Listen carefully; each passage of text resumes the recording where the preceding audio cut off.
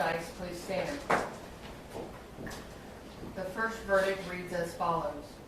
We, the jury, having heretofore found the defendant, Lisa Jo Dykes, guilty of the offense of murder as charged in the indictment, and not having found by a preponderance of the evidence that such offense occurred while the defendant was under the immediate influence of sudden passion arising from adequate cause, assess her punishment at life in the institutional division of the Texas Department of Criminal Justice and a fine of $10,000.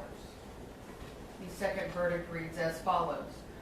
We, the jury, having found the defendant guilty beyond a reasonable doubt of the offense of tampering with physical evidence as charged in the indictment, assess her punishment at confinement in the Texas Department of Criminal Justice for 20 years. In addition thereto, assess a fine in the amount of $10,000. Both verdicts are signed by the presiding juror. Mr. Harris, is there any reason in law why your client cannot now be sentenced? There is not, Judge.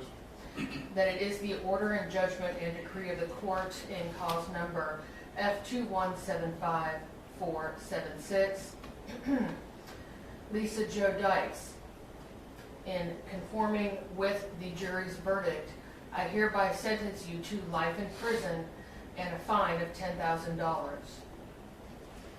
In cause number F2175651, tampering with physical evidence, I sentence you to 20 years in prison and a fine of $10,000.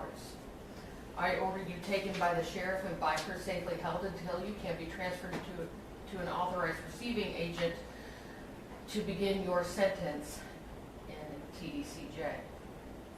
Ms. Dykes, I hope that you find that you've been treated with a much greater amount of dignity and respect than you ever treated Marisela Botello Murder.